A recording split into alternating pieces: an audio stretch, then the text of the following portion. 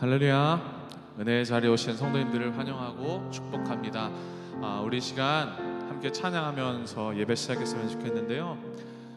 부쩍 날이 갑자기 쌀쌀해지고 추워졌죠. 그만큼 우리의 마음도 몸도 움츠러들기 쉬운 이때인 것 같은데, 우리 시간 이렇게 고백했으면 좋겠어요. 하나님, 움츠러든 우리 마음을 주님께 활짝 열고 우리의 마음을 하나님의 사랑과 은혜로 녹여주셔서 하나님께 전심으로 기쁨으로 예배하는 시간 되게 하여 주옵소서. 우리 이 고백으로 주님 앞에 나아가도록 하겠습니다. 우리 함께 찬양하며 나아가도록 하겠습니다. 고백합니다. 십자가 그 사랑, 십자가 그 사랑,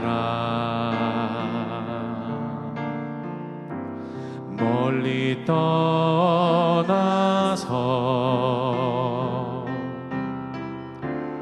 무너진 나의 삶 속에 잊혀진 주 은혜,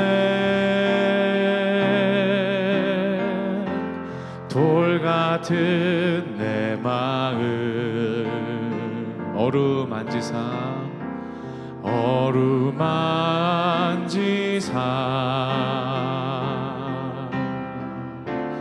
다시 일으켜 세우신 주를 사랑합니다.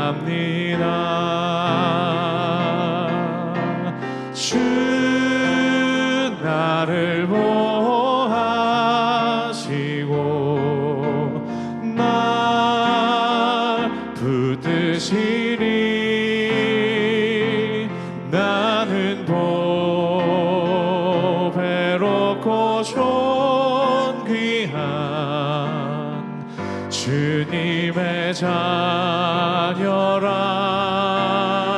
주 나를 보호하시 날 붙드시리. 날 붙드시리. 나는 외롭고 존귀한 주의 자녀라. 2절로요. 지나간 일들을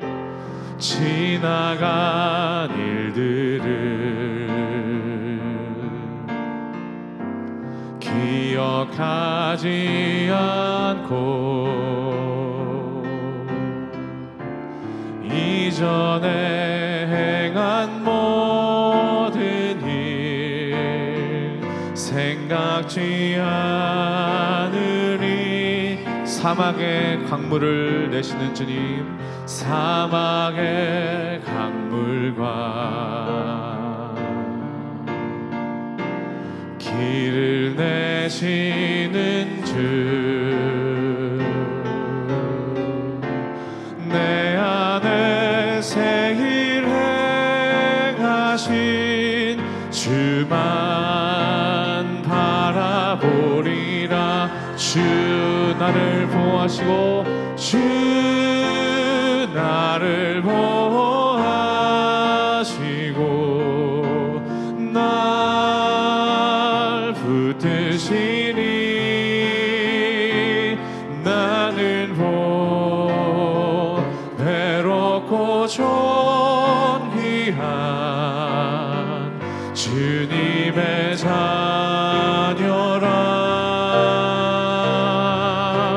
주 나를 보호하시고 날 붙드시리. 나는 외롭고 존귀한 주의 자. 한 번 더요. 주 나를 보호하시고 주 나를 보호하시고 날 붙드시리. 나는 외롭고 존귀한 주님의 자녀라.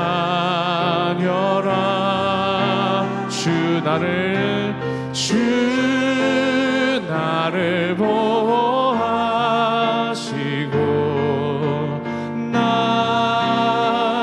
붙드시리. 나는 보배롭고 존귀한 주의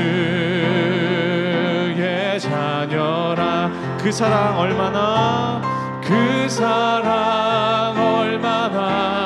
아름다운지, 그 사랑 얼마나 날 부욕해 하는지, 그 사랑 얼마나 크고 놀라운지를, 그 사랑 얼마나 나를 감격하게 그 사랑 얼마나 아름다운지, 그 사랑 얼마나 아름다운지, 그 사랑 얼마나 날 부욕해 하는지, 그 사랑 얼마나 크고 놀라운지를, 그 사랑 얼마나 나를. 마지막으로 한 번 더 찬양할게요. 그 사랑 얼마나 아름다운지, 그 사랑 얼마나 아름다운지, 그 사랑 얼마나 날 부욕해 하는지, 그 사랑 얼마나 크고 놀라운지를, 그 사랑 얼마나 나를 감격하게 하는지. 우리 계속해서 고백하며 나가도록 하겠습니다. 아버지 사랑 함께 노래합니다. 아버지 사랑 내가 노래해. 아버지 은혜, 아버지 은혜 내가 노래해. 그 사랑 변함없으신, 거짓 없으신, 성실하신 그 사랑. 상한 갈 때 꺾지 않는, 상한 갈 때 꺾지 않으시는, 꺼져가는 등불 끄지 않는 그 사랑 변함없으신, 거짓 없으신, 성실하신 그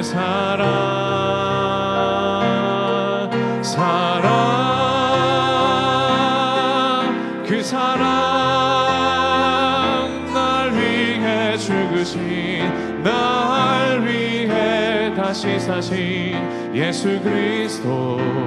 다시 오실 그 사랑, 죽음도 생명도 천사도 하늘의 어떤 권세도 끊을 수 없는 영원한 그 사랑 예수. 우리 처음부터 다시 한번 찬양합니다. 아버지 사랑 내가 노래해. 아버지 사랑 내가 노래해. 아버지 은혜, 아버지 은혜 내가 노래해. 그 사랑 변함없으신, 거짓 없으신, 성실하신 그 사랑. 상한 갈 때 꺾지 않으시는, 꺼져가는 등불 끄지 않는 그 사랑 변함없으신, 거짓 없으신, 성실하신 그 사랑.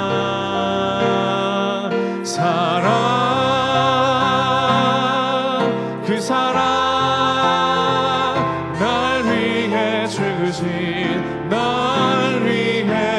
다시 사신 예수 그리스도, 다시 오실 그 사랑, 죽음도 생명도 천사도 하늘의 어떤 권세도 끊을 수 없는 영원한 그 사랑. 우리 마지막으로 찬양합니다. 그 사랑 날 위해, 그 사랑 날 위해 죽으신, 날 위해 다시 사신 예수 그리스도, 다시 오실 그 사랑, 죽음도 생명도 천사도 하늘의 어떤 권세도 끊을 수 없는 영원한 그 사랑 예수. 이 시간 우리 잠시 기도하며 나가도록 하겠습니다. 함께 기도하실 때에 하나님 그 십자가의 사랑으로 돌같이 굳어져 버린 우리의 마음을 만져주시고 우리를 다시 한번 일으켜 주옵소서. 사막의 강물과 세기를 내시는 주님의 역사를 우리가 기억하며 그 역사가 바로 우리의 역사 되기를 간절히 소망합니다. 우리 이 고백으로 잠시 조용히 기도하겠습니다. 함께 기도합니다. 좋으신 하나님 아버지 감사합니다. 언제나 변함없고 신실하신 사랑으로 우리를 새롭게 하여 주시고 우리를 날마다 다시 일으켜 주시는 그 좋으신 주님의 사랑, 그 아름다운 사랑을 우리가 이 시간 힘입으며 나가길 원합니다. 하나님, 이 예배가 그 주님의 사랑이 우리 가운데 다시 한번 확인되고 확증되는 예배 되어서 하나님 그 세상 무엇 끊을 수 없는 그 놀라운 하나님의 사랑과 은혜 힘입어 승리하는 저희들 될 수 있도록 주님 역사하시고 인도하여 주시옵소서. 예배의 모든 순서를 주님께서 주관할 줄로 믿고 의지합니다. 성령님 이 시간 우리와 함께하여 주시옵소서. 좋으신 하나님 감사합니다. 오늘 한 주간의 한복판에서 주님을 찬양하며 예배합니다. 그 삶 속에 주인이 되시고 인도자 되시는 주님을 바라보며 주님의 뜻 안에 살기를 원하며 결단하며 나아갑니다. 하나님, 우리를 받아 주시옵소서. 이제 우리가 철로 역정이라고 하는 귀한 책과 함께 신앙의 여정을 걷고 있습니다. 천성을 향해, 하나님의 부르심을 향해 걸어가는 우리의 발걸음, 세상의 많은 유혹과 때로는 절망의 구렁텅이에 빠질 때도 있지만 그러나 늘 저희들을 버리지 아니하시고 인도하시며 또 제 길로 갈 수 있도록 역사하시는 주님, 오늘도 그 주님의 손길을 경험하는 귀한 이 예배가 되게 하여 주시옵소서. 우리의 발걸음을, 우리의 가는 길을 확인하며 우리의 목표를, 우리의 목적지를, 우리의 방향을 다시 한번 점검할 수 있는 시간 될 수 있도록 성령께서 역사하여 주시옵소서. 감사하며 예수님의 이름으로 기도합니다. 아멘. 할렐루야. 성경 말씀 함께 읽겠습니다. 고린도전서 1장 21절로 24절 말씀이에요. 앞에 스크린에 있죠? 같이 함께 봉독하겠습니다. 하나님의 지혜에 있어서는 이 세상이 자기 지혜로 하나님을 알지 못함으로 하나님께서 전도에 미련한 것으로 믿는 자들을 구원하시기를 기뻐하셨도다. 유대인은 표적을 구하고 헬라인은 지혜를 찾으나 우리는 십자가에 못 박힌 그리스도를 전하니 유대인에게는 꺼리끼는 것이요 이방인에게는 미련한 것이로되 오직 부르심을 받은 자들에게는 유대인이나 헬라인이나 그리스도는 하나님의 능력이요 하나님의 지혜니라. 아멘. 날씨가 쌀쌀해졌어요. 오늘은 아침에 보니까 26도, 27도. 이제 얼음이 얼기 시작하고 이제 본격적으로 겨울이 되는데 건강 잘 챙기시고 공기는 차갑지만 여러분들의 영혼은 계속해서 뜨겁기를 주님의 이름으로 간절히 축원합니다. 우리가 지금 철로 역정이라는 책을 가지고 함께 이거 성경은 아니죠. 성경이 메인 텍스트고 이 철로 역정을 통해서 우리의 신앙의 여정을 이렇게 한번 따라가는 그런 시간이 될 텐데 단숨에 있는 철로 역정 혹시 아직도 안 가시는 분 계시면 교회에 남아 있는지 모르겠습니다만은 한번 쭉 읽어보셔야 돼. 그래서 전체 흐름을 좀 보시고 굉장히 간략하게 한 400페이지 되는 거를 이게 몇 페이지입니까? 뭐 해프짜리도 돼도 118페이지만 이건 굉장히 해프짜리니까 한 50페이지로 줄여가지고 단숨에 1시간이면 읽을 수 있는 그런 책으로 이렇게 나와 있는데, 쭉 흐름을 따라가면서 우리가 신앙의 여정 속에서 어떤 그 많은 유혹과 또 여러 가지 문제를 만나는가 우리 삶과 이렇게 연결시켜 가면서 이 말씀을 통해서 다시 한번 우리의 신앙의 방향을 점검하면서 중단 없이 방향이 헛갈리지 않고 정확하게 하나님의 부르심을 향해 나아가는 승리의 삶을 살아가는 우리 성도님들 되시기를 축원합니다. 자, 이제 지난주에는 절망의 수렁에 크리스찬, 지금 주인공은 크리스찬이에요. 그리고 변덕쟁이하고 고집쟁이하고 가다가 고집쟁이가 먼저 그냥 가버리고 말았고, 변덕쟁이가 쫓아와서 같이 대화하다가 구렁에 빠지고 말았습니다. 그런데 허우적거리는 과정이 달라요. 변덕쟁이는 허우적거리면서 집 방향으로 허우적거렸어요. 그런데 크리스찬은 허우적거렸지만 그 문을 향해서, 좁은 문을 향해서 전도자가 제시한 그 길을, 그 방향을 향해서 허우적거렸어요. 그래서 변덕쟁이는 나와서 집으로 돌아가 버리고 말았고, 크리스찬은 허우적거렸는데 도움이라는 사람이 나타나서 손길을 펴서 손을 잡고 일어서 나오게 됐다. 거기에 그런데 디딤돌이 있었는데 그걸 미쳐보지 못했다. 디딤돌이 뭐냐? 이제 그런 말씀을 쭉 나눴었던 거예요. 자, 그래서 이제 절망의 구렁텅이에서 빠져나왔어요. 그리고 이제 걷고 있는데, 크리스찬이 걷다가 이번에는 세상 지혜자를 만나게 됩니다. 제가 뭐 그림을 하나 찾아봤는데, 세상 지혜자, 큰 무거운 짐을 지고 가고 있는데 아주 근사한 신사 옷을 입은, 뭐 지금 신사는 저 같은 옷이지만 옛날 신사는 저런 옷이었겠지요. 저런 옷을 입고 만나게 됐어요. 그리고 뭐 있어 보이는 사람이라고 할 수 있죠. 많이 배운 것 같아 보이기도 하고, 이런 사람이 어디 가시오 하면서 말을 먼저 걸게 됩니다. 말도 잘하는 사람이고 아주 보이기에도 신사 같고, 그러면서 적극적인 그런 사람을 만나게 되는데, 그 사람이 살고 있는 동네 이름이 재밌어요. 영어로 이제 Cornell Palace City. Cornell이라는 뜻이 육체적인 또 세속적인 그런 뜻이에요. Palace라는 건 정책이잖아요. 그러니까 세속적인 정책으로 되어 있는 도시다. 그러니까 이 세속 도시를 얘기하는 거죠. 거기에 살고 있는 worldly wise man, 그러니까 세상적인 세속적인 그런 지혜를 가진 사람을 만나게 되는 거예요. 이게 이제 우리의 신앙의 여정 속에서 사실은 자주 만나는 세상적 지혜, 세상적 논리, 세상적 사고 방식과 만나서 대화를 하다가 우리가 엇갈려서 그쪽 방향으로 가게 되는 이제 그런 얘기가 이제 오늘 말씀에서 나오는 거죠. 이 Cornell Palace City라고 하는 것, 바로 육신의 생각, 세속적 사고로 움직이는 도시, 영적인 것에 전혀 관심이 없는, 하나님을 부정하는 이 세속 사회에 살고 있는 사람, 그러니까 세상의 지혜자라고 할 수가 있어요. 하나님을 부정하게 된다면 어떻게 되겠어요? 죄값은 사망이라고 하는 하나님의 공의가 부정이 되는 것이고, 하나님의 공의가 부정이 된다면 십자가가 의미가 없어져요. 십자가가 의미가 있는 것이 하나님의 공의 때문에. 죄값은 사망인데 우리 스스로가 그 죄의 문제를 도저히 해결할 수 없는 존재라고 하는 것 우리가 알잖아요. 그래서 하나님께서 그 죄의 문제를 해결하기 위해서, 하나님의 공의를 만족시키기 위해서 그것을 우리에다가 공의를 적용하면 우리는 다 멸망 가운데 던져질 수밖에 없지만, 우리를 사랑하시기 때문에 십자가를 통해서 그 죄의 값을 치러주시고, 믿기만 하면 죄 없다 인정해 주시고 우리를 구원의 길로, 은혜의 길로, 영원한 길로 인도해 주신다고 하는 이 복음의 메시지. 근데 하나님의 공의를 인정하지 않으면, 하나님을 인정하지 아니하면 하나님의 공의가 인정되지 않고, 공의를 인정하지 않으면 십자가가 의미가 없고, 십자가가 없다면 거기에는 믿음이라고 하는 게, 구원이라는 게 없단 말이죠. 이게 세속 사회의 사고 방식이라고 하는 것이에요. 믿음은 결국 죄를 회개하고 은혜를 감사하면서 사는 것, 그러면서 천국을 향해 나가는 그 여정이 바로 믿음의 여정이라고 하는 것입니다. 근데 그 근본을 거절한 것이.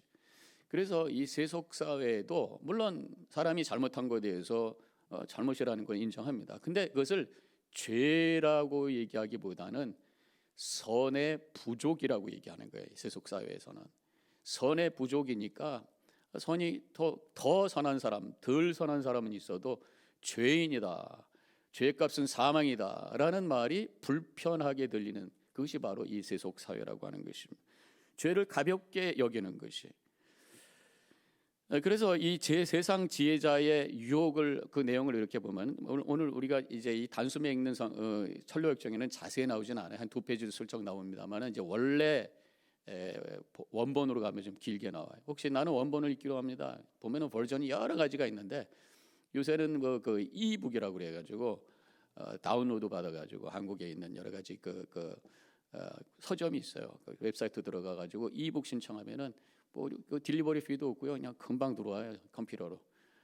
무슨 말인지 모르시면 뭐 할 수 없고, 아시는 분은 그렇게 해가지고 아주 저렴하게 구해가지고 자 이렇게 여러분들이 이런 태블릿 가지고 착착 보면서 요새는 책을 그렇게 봅니다.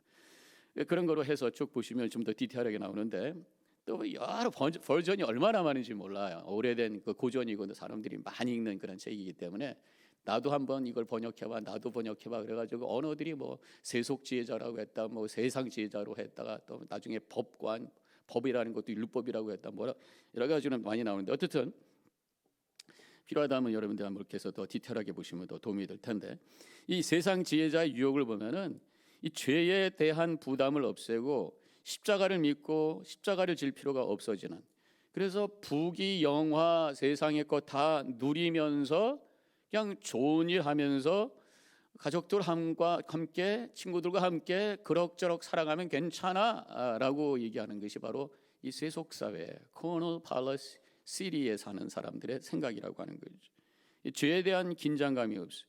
철저한 회개가 없어요.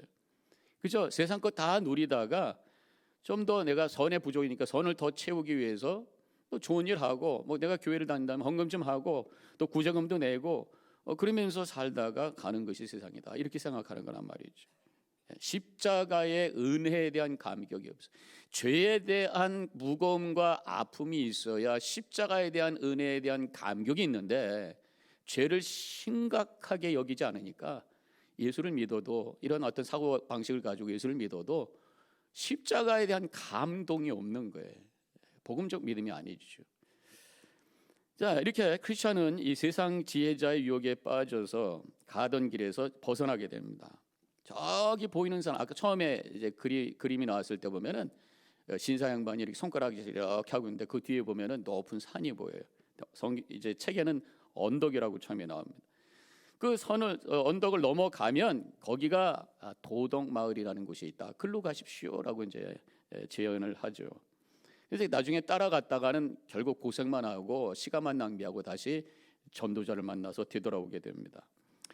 이제 지금 눈에 보이는 것, 귀에 들리는 것만 가지고 이제 이 사람을 신뢰했던 거예요. 이제 월드리 와이즈맨, 신사양반 같고 말도 잘하고 아주 논리적이고 그러다 보니까 귀가 솔해가지고 그 사람 말에 넘어갔단 말이죠.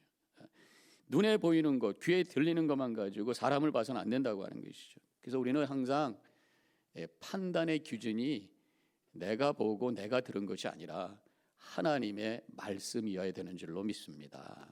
우리 성도님들은 항상 내 사고 속에 하나님의 말씀이 들어가 있어야 된단 말이에요. 하나님의 말씀을 가지고 뭐가 그른지 뭐가 옳은지를 분별할 수, 이게 잠언서에서 말하는 지혜. 지혜라는 것이 내 생각 가지고 잔머리 굴려 가지고 판단하는 것이 아니라 하나님의 말씀을 기준으로 해서 생각하고 결정하는 것, 이게 우리에게 필요하다고 하는 것입니다. 그래서 성도는 그냥 논리와 이성을 뛰어넘는 더 높은 차원을 추구하는 사람이, 하나님의 생각을 추구하는, 하나님의 말씀을 따라가는 사람이, 영적인 생각, 하나님의 말씀을 가지고 사고하는 사람이란 말이죠. 그래서 우리가 분명히 생각해야 될 것은 내 생각이 먼저냐 믿음이 먼저냐. 저는 그렇게 믿습니다. 내 믿음이 먼저.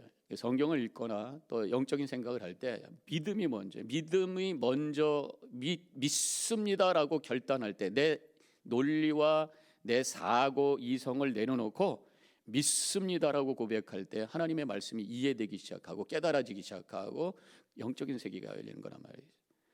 우리가 보이는 것, 들리는 것, 계산할 수 있는 거 가지고 산다면 왜 믿음이 필요하겠어요? 인간은 그 차원을 뛰어넘을 수가 없어요. 그래서 하나님의 계시의 말씀을 통해서 영적인 세계를 보게 되고 우리의 논리와 사고를 뛰어넘는 그런 높은 차원을 추구하고 깨닫고 그것을 향해서 살아가는 거란 말이죠. 그래서 믿음이 필요해요. 믿음이 아니고서는 그 세계가 열리지 않아요. 오늘도 다시 한번 이 예배를 통해 믿음으로 하나님을 고백하고 결단함으로 하나님의 말씀이 들려지고 하나님의 생각이 나의 생각이 되어서 영적인 삶의 지평이 열려지는 우리 성도님들 되시기를 주님의 이름으로 간절히 축원합니다. 자, 세상 지혜자가 갖고 있는 생각이 뭔가 다시 한번 여러분들 지금 따라오시면서 가로치면서 지금 따라가시죠? 제가 여기 지금 말씀이 이걸 따라가면서 지금 말씀을 나누는 거니까 나중에 끝나고 나서 한번 맞춰봐야 될 때 답이 뭔지를 말씀하셔야 돼요. 지혜자 갖고 있는 생각이 뭔가? 지금 이 사람은 복음을 이해하지 못하는 사람이에요. 이 지혜자가 하는 얘기가 뭐냐면 전도자가 가르쳐준 방법은 그 방법이 뭐예요? 저 좁은 길로 가라. 그게 이제 십자가를 향한 길이거든요. 그 방법은 세상에서 가장 위험하고 어려운 방법이다. 그렇게 얘기를 해. 예수 믿는 것이 위험하고 어려운 길이다. 이렇게 말하고 있는 거예요. 여러분들 어떻게 생각하세요? 내가 예수 믿는 것이 위험하고 어려운 길이다. 그런 일이다. 왜 그런 말을 했을까? 생각을 해보면 두 가지 생각을 하게 돼요. 한 가지는 예수 믿는 것이 예수 믿습니다라고 끝나는 게 아니죠. 사실은 나를 부정해. 나를 부정하지 않고는 예수를 믿을 수가 없단 말이에요. 예수 믿는다고 했을 때 제가 항상 말씀드리죠. 멀리서 십자가 바라보는 것하고 내가 십자가 안에 들어가는 두 가지 차원이 있다고 하는 거 늘 기억해야 돼요. 멀리서 십자가를 바라보면서 나를 위해서 예수님께서 대속의 죽음을 당하셨습니다. 아멘 하면서 믿고 고백하는 것이면서 동시에 나도 예수님과 함께 십자가에 달립니다 라고 하면서 나를 부정하는 거예요. 그때 진정한 구원의 역사가 우리 안에 이루어지게 된다고 하는 것입니다. 근데 죽는다고 하는 것 보통 사람들 죽음이라는 단어 자체에 입에 올리는 것조차도 싫어하죠. 왜냐하면 내 비존재, 내가 죽으면 세상도 없어, 아무것도 아니야. 내가 살아야 돼. 물론 생명이 산다는 것도 사는 거지만 내가 중심이 돼야 세상이 존재한다고 생각하는 것이 사람들의 보통의 생각이에요. 모든 게 다 내 중심적으로 판단하고 말하고 그러다가 서로 싸우고 이게 세상의 지금 판도라고 하는 거죠. 그런데 예수 믿는다고 하는 건 뭐냐면 이제 내가 죽어야 돼. 내가 죽을 때 거기에 신비가 있어. 내가 죽을 때 그때 비로소 내가 예수님과 함께 새로운 존재로 태어난다라고 하는 그 신비가 바로 십자가 안에 있다고 하는 것을 믿고 고백하고 결단하는 우리 성도님들 되시기를 축원합니다. 바로 갈라디아서 2장 20절이 그 말씀 아니겠어요? 내가 그리스도와 함께 십자가에 못 박혔나니 그런즉 이제는 내가 사는 것이 아니요 내 안에 그리스도께서 사신 것이라. 나를 부정하고 나는 죄인이로소이다. 나는 주님 앞에 아무것도 아닙니다 라고 엎드려지며 십자가에 주님과 함께 나를 못 박을 때에 오히려 내 속에서 예수님께서 새로운 마음을 주시고 새로운 비전을 주시고 새로운 생명을 주시고 새로운 기쁨을 주시고 새로운 피조물이 되는 그런 놀라운 신비가 바로 믿음 안에 있다고 하는 것을 다시 한번 깨닫고 십자가를 향해 걸어가는 우리 성도님들 되시기를 축원합니다. 근데 세상 사람들은 나를 죄인이라고 인정하고 나가 십자가에 죽습니다. 이거 위험한 일이라는 거예요. 이건 아주 어려운 일이라는 거예요. 그래서 지금 이 세속 지혜자가 그렇게 말하고 있다고 하는 것이. 실제로 또 예수 믿는 것이 위험하고 어려운 일이 될 수 있는 것이 핍박을 당해요. 초대교회 성도들이 얼마나 고난을 많이 당했어요. 한국의 초창기에 복음을 받아들일 때 얼마나 많은 사람들이 핍박을 당하고 또 심지어 순교까지 당했어요. 예수 믿는 것 때문에 여러 가지 도전을 당해요. 왜냐하면 세상에 있는 사람들의 생각과 이 크리스천들의 생각의 차원이 다르기 때문에 그렇다고 하는 것입니다. 사람들이 하나님만을 믿는 크리스천들을 통제하기가 힘든 거예요. 그래서 이제 이 공산국가 같은 경우 크리스천들을 핍박하는 이유가 두 가지죠. 하나는 유물론 때문에 자기들이 생각하는 유물론, 이 종교적인 어떤 신비의 영역을 전혀 인정하지 않고 그냥 물질만을 추구하는 것이 이제 사람이다 이렇게 생각하기 때문에 어떤 영적인 존재 또 어떤 신비의 세계를 추구하는 크리스천들과 사고가 달라요. 그러니까 안 돼. 허락을 안 해. 그런데다가 이 공산주의는 독재 정권이 주로 있기 때문에 자신들의 말을 쫓아와야 되는데, 컨트롤해야 되는데, 크리스천들은 하나님이 왕이라고 그러고 하나님의 말씀에 따라간다고 하니까 컨트롤이 안 되는 거예요. 그래서 기독교를 핍박하게 되는 것이죠. 초대교회 때도 그랬습니다. 로마 시대도 마찬가지. 황제를 주님, 롤드라고 불러야 되는데 예수님을 향해서 롤드라고 부르니까 사람들을 억셉할 수가 없었던 거예요. 그래서 네로 황제로부터 시작을 해가지고 한 300년 동안, 300년까지는 안 되겠죠. 254년부터 313년까지니까 250년 정도를 계속해서 핍박했던 거 아니겠어요. 그래서 예수를 주라고 고백한다고 하는 것이, 우리는 그냥 예수님이 나의 주님이십니다 고백하면 되는 건데, 초대교회 신약시대에 예수님이 나의 주님입니다라고 하는 고백은 황제를 향한 호칭 대신에 예수님을 향한 호칭으로 바꾸는 아주 모험이었고 아주 큰 결단이었다고 하는 거 우리가 생각해야 된다는 거죠. 어쨌든 그래서 많은 크리스찬들이 핍박을 당했어요. 그래서 십자가를 향해 걸어간다고 하는 것이 위험한 일이다, 또 어려운 일이다, 그렇게 말했다라고 하는 거죠. 그리고 또 한 가지는 지금 이 세속 세상 지혜자의 생각은 예수 믿는 것이 어리석은 일이라고 생각하는 거예요. 예수 믿는 것이 어리석은 일. 중간에 보면은 모든 연약한 인간들이 일어나기 쉬운 갈등과 오류에 당신도 휩싸이게 된 것입니다. 연약한 인간. 그래서 어리석은 일이다. 인간의 연약함과 무지에서 나온 것이 믿음이다라고 생각하는 것이 세속적 사고 방식에서 나온 이야기라고 하는 것이죠. 그래서 종교에 대한, 우리 크리스천은 종교를 뛰어넘는 우리의 신앙으로 고백합니다만은 세상 사람들은 다 모든 것을 종교의 영역에 넣고 있잖아요. 종교에 대한 설명을 할 때에 천지지변 현상, 옛날 아주 원시 시대에 이 세상이 돌아가는 것을 과학적으로 설명하지 못할 때에 천지지변 현상이 너무너무 두렵고 크기 때문에 어떤 신이라는 존재를 등장시켜서 거기에 의지했던 것이다, 이렇게 설명을 하잖아요. 그래서 이 종교의 기원을 인간의 약함과 무지로 본단 말이죠. 그래서 그 사람들은 이제 인간들이 문명이 발달하고 과학이 발달하고 지식이 발달하면 종교의 자료는 없어질 거다, 그렇게 말하고 있지만 지금 2023년에 종교가 사라졌나요? 사실은 지금 보면은 여전히 종교들이 가득하 있고, 물론 이 서구 사회가 크리스천들이 점점 약해지고 있다고 하는데 그렇다고 영적인 갈구가 사라지는 건 아니에요. 다른 방법으로 사람들이 어떤 영성을 추구하고 있고 영적인 세계를 추구하고 있어요. 어쨌든 인간은 영적인 존재이기 때문에 하나님을 섬겨야지만 되는 존재, 이 하나님 앞에가 바로 우리 인간의 제자리라고 하는 것을 다시 한번 고백하면서 오늘 이 예배를 통해서 하나님 앞에 제자리에서 주시는 하나님의 평강과 은혜를 맛보는 귀한 시간이 되시기를 축원합니다. 그런데 사람들은 그것을 자꾸만 다른 얘기한단 말이죠. 인간이 약하기 때문에 무엇인가 의지한다.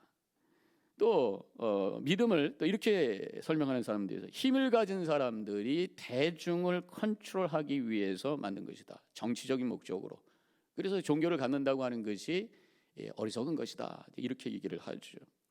이렇게 여러 가지로 이 삐딱한 시선으로 하나님의 진리를 보고 말씀을 붙들고 있는 사람, 그 진리를 보면서 이 말씀을 붙들고 사는 사람들을 향해서 어리석은 자로 치부를 하고 있다고 하는 것이죠. 인간의 논리를 가지고 영적인 진리를 왜곡하고 유혹해요. 이러한 논리와 이러한 생각의 그 뒤편에는 뭐가 있어요? 바로 마귀가 역사하고 있다고 하는 것을 아셔야 되는 것이에요. 성경은 분명히 이 마귀를 거짓의 영, 속이는 영이라고 말하고 있어요. 요한복음 8장 44절. 다 같이 함께 읽겠습니다. 앞에 보시고 시작. 너희는 너희 아비 마귀에서 났으니 너희 아비의 욕심대로 너희도 행하고자 하느니라. 그는 처음부터 살인한 자요 진리가 그 속에 없으므로 진리에 서지 못하고 거짓을 말할 때마다 제 것으로 말하나니 이는 그가 거짓말쟁이요 거짓의 아비가 되었음이라. 이렇게 말하고 있어요.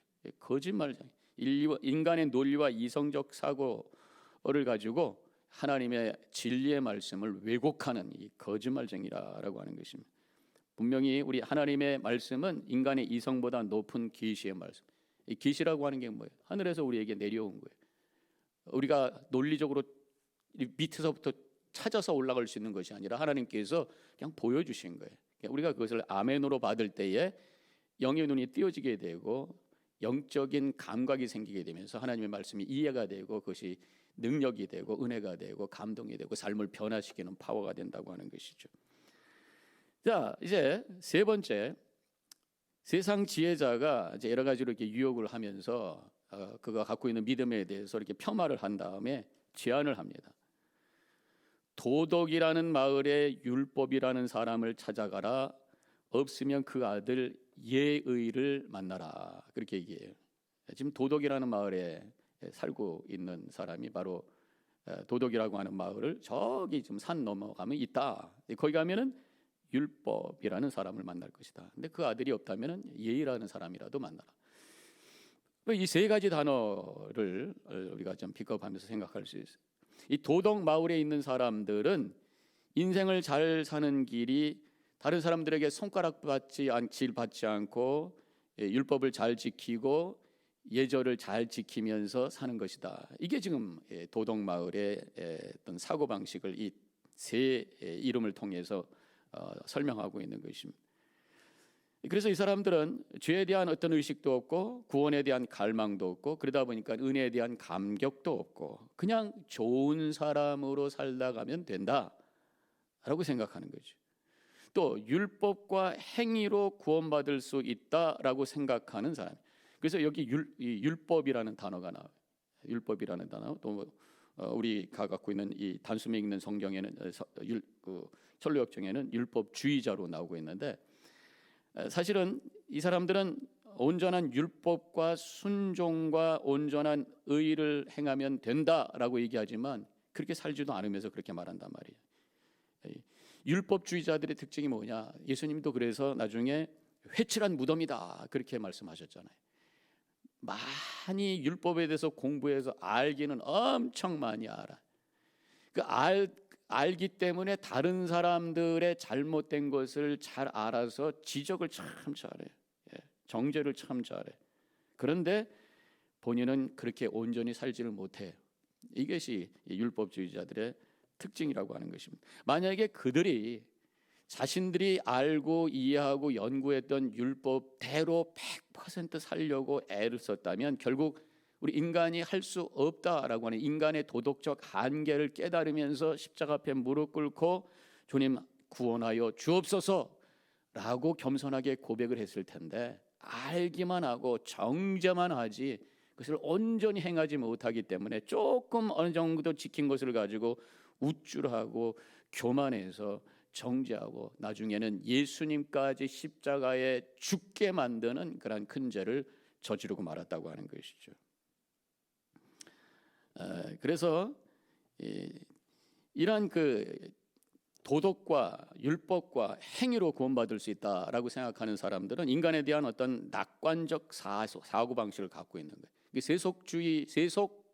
세상 지혜자도 마찬가지. 낙관적 사고 방식이라는 게 뭐냐면 인간의 힘으로 도덕적으로 행위를 통해서 온전해질 수 있다라는 그 가능성을 생각하는 그 사고 방식이 낙관적 사고 방식이에요. 근데 성경적으로는 절대로 그렇게 말하지 않습니다. 이미 에덴 동산에서 타락했어요. 그래서 인간의 피에 유전적으로 흘러가고 있는 죄성이 있단 말이죠. 근데 그것이 성경에서도 말씀하는 거지만 우리가 주변을 바라보면서 얼마든지 인간의 죄악이 얼마나 잔인하고 끔찍한가라고 하는 것을 확인할 수 있어요. 요즘에 우리가 전쟁을 보면서 인간이 얼마나 더 악해질 수 있는가. 서로 죽이고 서로 끔찍하게 고통을 주고 단순히 죽이는 게 아니죠. 이스라엘 요새 그 가자 전쟁하는 얘기 하마스가 와가지고 또 여성들 그 레이프한 얘기도 나오고 어린 아이들도 죽이고 마찬가지로 또 이스라엘 폭격을 하고 애들 막 인큐베이터에 있는 애들도 막 죽고 이런 것을 보면서 인간이 얼마나 잔인하고 얼마나 죄성이 있는가라고 하는 걸 우리가 실감을 하게 된단 말이죠. 성경에 분명히 로마서 3장 10절 15절 기록된 바 의인은 없나니 하나도 없으며 깨닫는 자도 없고 하나님을 찾는 자도 없고 다 치우쳐 함께 무익하게 되고 선을 행하는 자도 없나니 하나도 없도다. 그들의 목구멍은 열린 무덤이요 그 혀로는 속임을 일삼으며 그 입술에는 독사의 독이 있고 그 입에는 저주와 악독이 가득하고 그 발은 피 흘리는데 빠른지라. 인간의 그 벌거벗은 그 죄성의 모습을 아주 적나라하게 표현하고 있는. 물론 우리가 이것을 덮어놓고 어떤 때는 어떤 인격적으로 훈련을 통해서 우리가 인격적인 그런 모습을 갖고 있지만 어느 순간에 그게 딱 벗겨지면 안에 있는 죄성이 팍 튀어나오는데 끔찍이. 그래서 보통 때는 몰라요. 근데 어떤 컨플릭이 생기거나 어떤 감정적인 모습이 이렇게 막 생길 때 그 얼굴, 그 모습 보면은 이 속에 사람이 이렇게 죄인이구나 이런 걸 우리가 확인하게 되잖아요. 다시 한번 고백해야 될 줄로 믿습니다. 예수님만이 소망이고 십자가만이 구원의 길인 줄로 믿습니다. 믿음의 길, 좁은 문을 향해서 계속 걸어가야 된다는 거죠. 자, 마지막으로 이제 도덕 마을을 향해서 가는 길. 세속 지혜자가 제시한 그 도덕 마을을 향해서 갑니다. 지금 전도자가 처음에 이 크리스찬이 여정을 시작할 때 전도자가 나타나서 좁은 문로 가십시오 그렇게 제안을 했잖아요. 근데 특징이 뭐냐면 좁은 문은 잘 안 보여요. 그래서 이 남자가 처음에 저 좁은 문으로 가십시오 했을 때 어디에 안 보여 그랬더니 저 앞에 있는 불을 보십시오 그랬어요.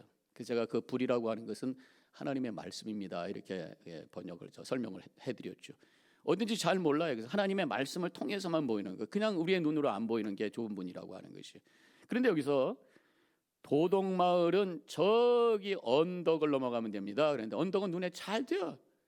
아까 그 사진에도 봤습니다만은 그 신사 양반이 손가락질 이렇게 하고 있는데 그 뒤에 높은 산이 확 보입니다. 산은 어디선지 잘 보여요. 일본에 가면 후지산이 있잖아요. 뭐 도쿄에서도 보이고 어디서도 보이고 높기 때문에 멀리서도 다 보여요. 이렇게 세속 지혜자의 말에 유혹이 돼서 보니까 그 언덕이 잘 보여요. 인간을 긍정해주고 인간의 가능성을 인정해주고 이런 어떤 인본주의적인 사고가 훨씬 더 눈에 잘 띄어요. 이게 넓은 문이에요. 넓은 길이에요. 넓은 문이에요. 세상은 그렇습니다. 이 인간의 어떤 그 가능성을 인정해 준다는 게 뭐냐면 네가 할 수 있어. 너는 능력이 있어. 그런 말 얼마나 우리가 잘 들립니까? 그런데 당신은 죄인이요. 당신은 죽어야 됩니다. 십자가 붙들어야 됩니다. 이 말은 잘 안 들린다 그런 말이에요. 잘 안 보여요. 그래서 십자가라고 하는 향해서 가는 길이 좁은 문이다 그런 말씀. 언덕으로 가는 길은 넓은 길이에요. 언덕으로 가는 길은 구원을 추구하는 길이지만 내 힘으로 할 수 있다. 도덕적으로 그냥 내 행위로 그냥 내 모든 것 인조이하면서 살다가 조금 좋은 일 하면서 살면 글로 가는 거야 라고 생각하는 것이 바로 언덕 너머에 있는 도덕을 향한 길을 추구하는 모습이라고 하는 것입니다. 그래서 크리스찬은 지금 이 주인공이죠. 눈에 그 언덕이 띄어요. 눈에 잘 보여요. 그래서 그 언덕을 향해서 갔어요. 근데 막상 그 앞에 갔더니만 어떻습니까? 언덕은 생각보다 굉장히 높았고 아주 가파랐을 뿐만 아니라 산 중턱 여기저기에는 커다란 바위와 깊은 골짜기들이 위험스럽게 깔려 있어서 나갈 수가 없었다. 그렇게 원문에 나와 있어요. 여기서 산이 큰 높은 산이 나오잖아요.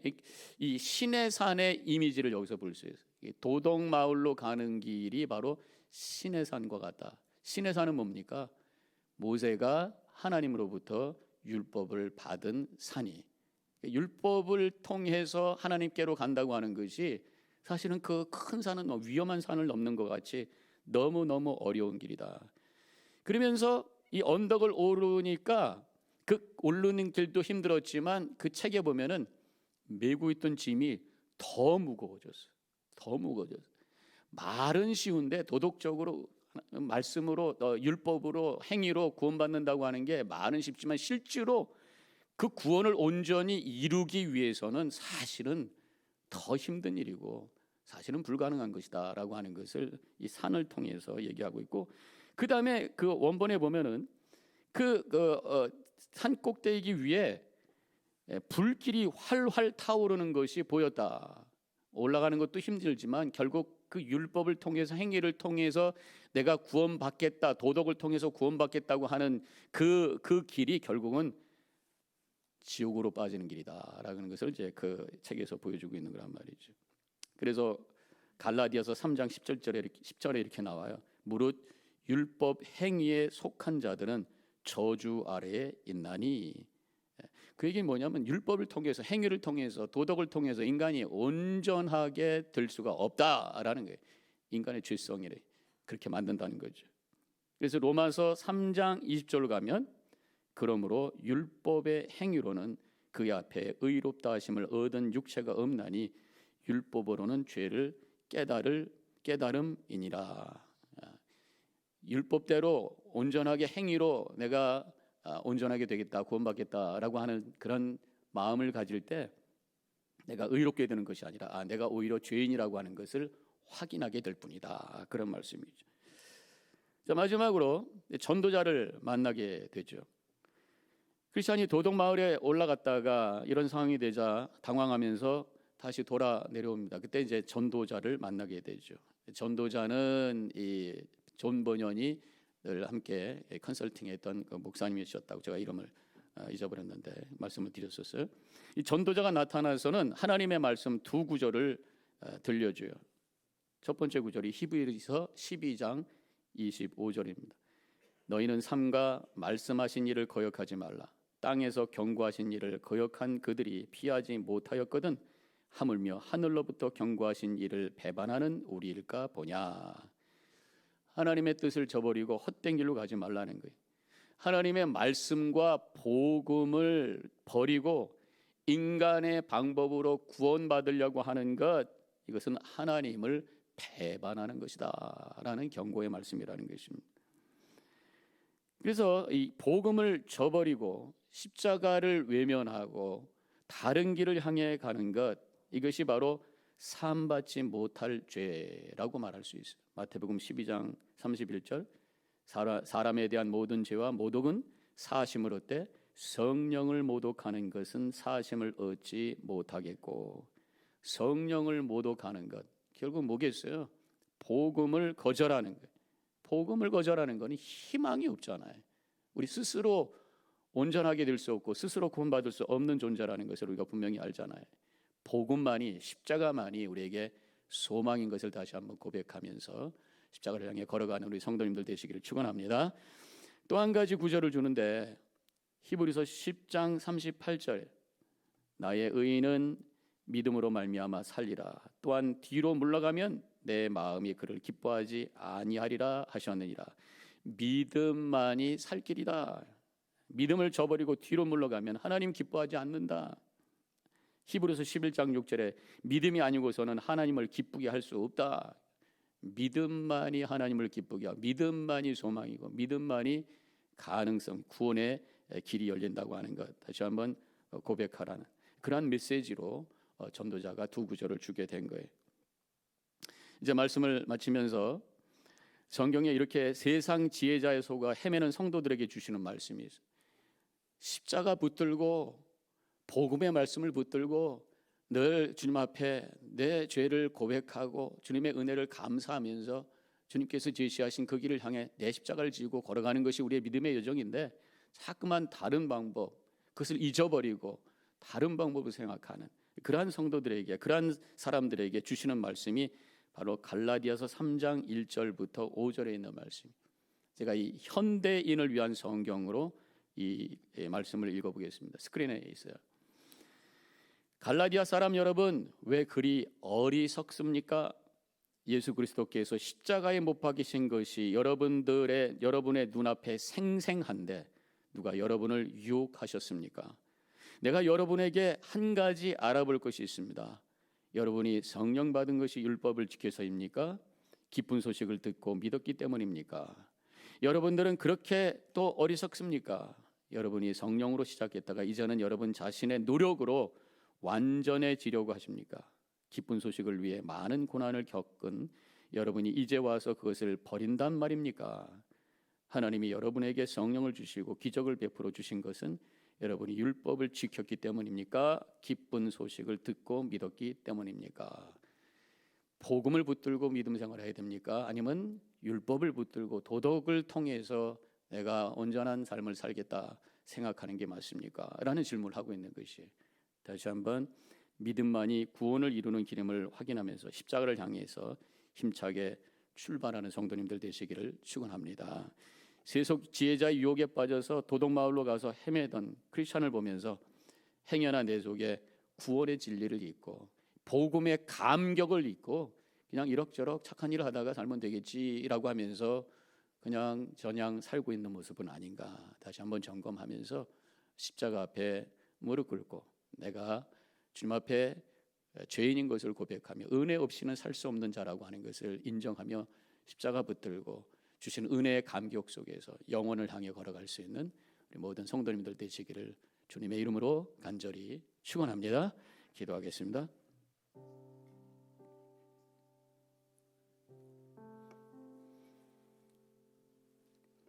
이렇게 주님을 향해 걸어가던 발걸음에 세상의 논리와 사고방식에 의해 우리의 마음이 흔들릴 때가 있는 것을 오늘 말씀을 통해서 깨닫게 됩니다. 우리의 모든 생각과 논리가 영적인 생각, 영적인 논리 안에 있어야 될 줄로 믿습니다. 하나님의 말씀으로 가득 차서 복음이 내 존재 중심에 자리 잡아서 그 말씀을 중심으로 생각하고 결단하고 또 움직여 나갈 수 있는 그런 믿음의 사람이 되기를 원합니다. 이 시간에 고백하시는 시간이 되시기 바랍니다. 잠깐 묵상 기도하겠습니다.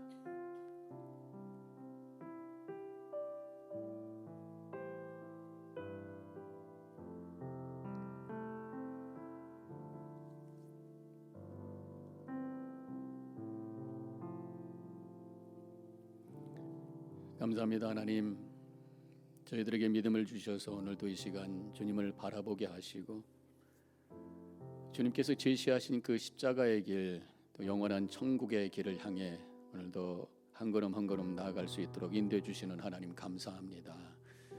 그렇지만 우리가 세상에 살면서 어떤 때는 세상의 사고방식에 의해서 혼돈되고 또 우리의 복음적 믿음을 잃어버릴 때가 있음을 또한 고백합니다.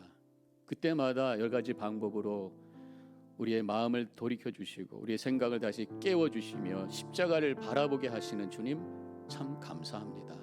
오늘도 십자가만을 바라보며 그 길을 향해 걸어갈 수 있는 저희들, 그 십자가를 믿고 나도 십자가에 매달리고 나도 십자가 메고 그 은혜와 감격 속에 주님의 뜻을 이루며 많은 사람들에게 그 십자가를 증거할 수 있는 거룩한 삶을 살아가는 저희들 되게 하여 주시옵소서. 그저 착하게 그럭저럭 살다가 떠나는 것이 인생이 아닌 줄로 믿사오니 주님 오늘도 십자가의 그 은혜가 감격으로 가슴 속에 채워지는 이 아침 되게 하여 주시옵소서. 감사하며 예수님의 이름으로 기도합니다. 아멘. 찬송가 부르겠습니다.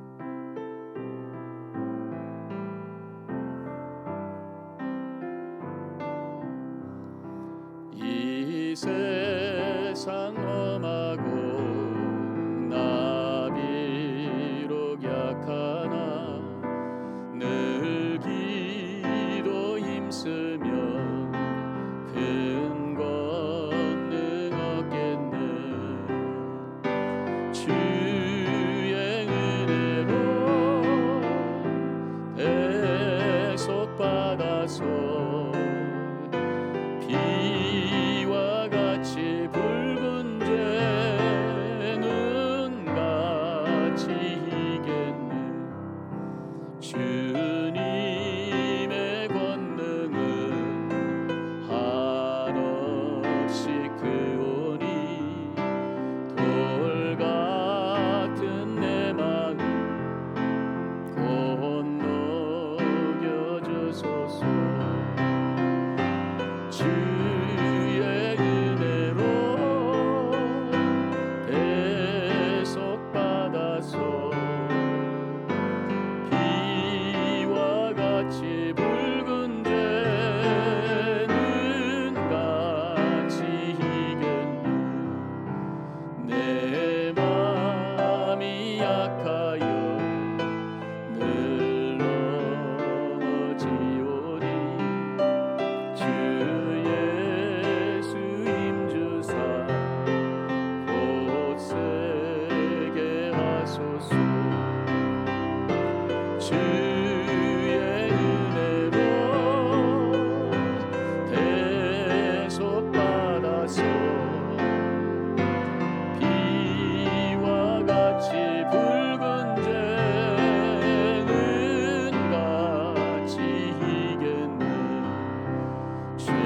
새 삶 나는 새 사람 되어서 주 앞에 서는 나 늘 찬송하는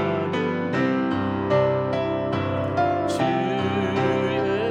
은혜로 배속받아서 비와 같이 붉은 눈같이 희겠네. 아멘. 오늘도 예배 후에 아래로 내려가셔서 오늘 떡 준비되신 것 같아요. 오늘은 이혜숙 권사님께서 대접해 주십니다. 떡 나누면서 지난주에 보니까 바로 옆에 붙어 있으니까 옆에서 얘기하는 소리도 들리고 그래서 한 칸씩 띄어서 이렇게 앉으셔도 좋을 것 같아요. 그래서 더 많은 자리를 만들었으니까 지난주와 마찬가지로 우리 50대 이하의 우리 여자분들 박 목사님, 그다음에 우리 남자 어르신 저 이재필 목사님과 나머지 분들 함께 만나셔서 이거 다시 한번 확인하시고 간단하게 질문이 예수 믿는 것이 내가 힘들게 느껴질 때가 언제였던가 그러면서 한번 시회하시고 그다음에 잡담도 나누시고 그러다가 편한 시간에 돌아가시면 되겠습니다. 기도하고 마치겠어요. 하나님 감사합니다. 오늘 수요일 아침 또 영상으로 예배드리시는 분들은 수요일 저녁 이날을 기억하며 예배할 수 있는 믿음을 저희들에게 허락해 주심을 감사합니다. 늘 우리의 삶 속에 주님이 임재하시고 역사하셔서 주님이 이끄시는 인생이 되기를 원합니다. 잊어버리고 내가 인생의 주인이 돼서 주님의 뜻과는 다른 방향을 향해 걸어갈 때가 있는 어리석은 존재인 것을 인정합니다. 이 시간에 다시 한번 주님을 바라보고 오늘도 말씀을 통해 십자가를 향해 새롭게 결단할 수 있는 시간을 주셨사오니 감사합니다. 십자가가 내 삶 속에 가장 중심에 세워질 수 있도록 믿음의 믿음을 더하여 주시옵소서.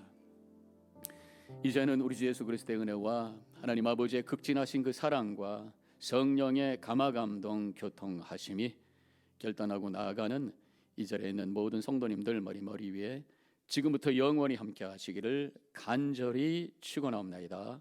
아멘.